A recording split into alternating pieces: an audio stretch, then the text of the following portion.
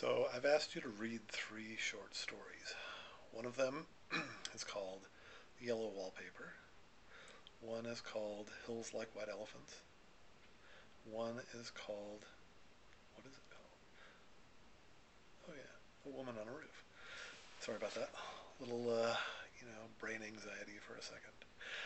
Um, so with each of those, I want you to think about them in the same ways that we've been thinking about the novels that you've been reading. I mean, they're sort of like a novel, but in a much more compressed form, right?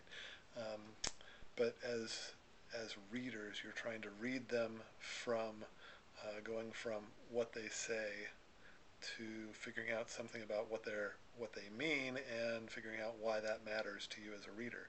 And you're going to use all the kinds of strategies that we've been talking about throughout class. So, monitoring your comprehension, asking questions, making schema connections, doing some inferences, making visions or images based on the sensory details, um, doing the kind of work that involves determining what matters and what doesn't matter, and then finally, coming up with some kind of a synthesis that really tries to capture everything about the that's important about the story into a sort of cohesive whole that's specific to your own interpretations and thought processes.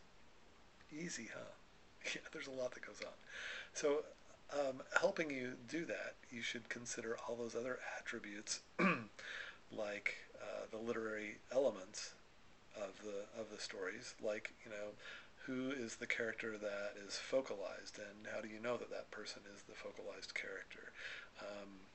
Which characters are acting in particular ways to help us understand the various attributes that make the one character more focalized than the other ones.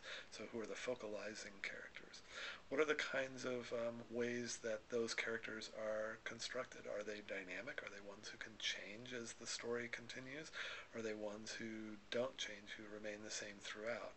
Are they, round or flat? Do they have a number of attributes that let us see them as sort of three-dimensional real characters, or are they very, sort of one-note characters where you only know a little bit about them and that's all you need to know? So think about those attributes. Then think about as well the construction of the story. So what sort of narrative does it take? Is it a first person, a second person, a third person? If it's third person, is it omniscient, so we see everything? Is it limited, so we're only seeing certain attributes? What sort of tone is there? In other words, tone relates to like the tone of voice that someone uses. So sometimes the tone can let us see that even though a certain thing is being represented or being shown to us, the way it's being given to us maybe is part of a parody or a satire, so that we are not supposed to take the literal events as somehow being endorsed by the narrator of the story and therefore by maybe the author or who we infer the author is. So, so those things all sort of come into play as well. And then we have to do those four R's, right?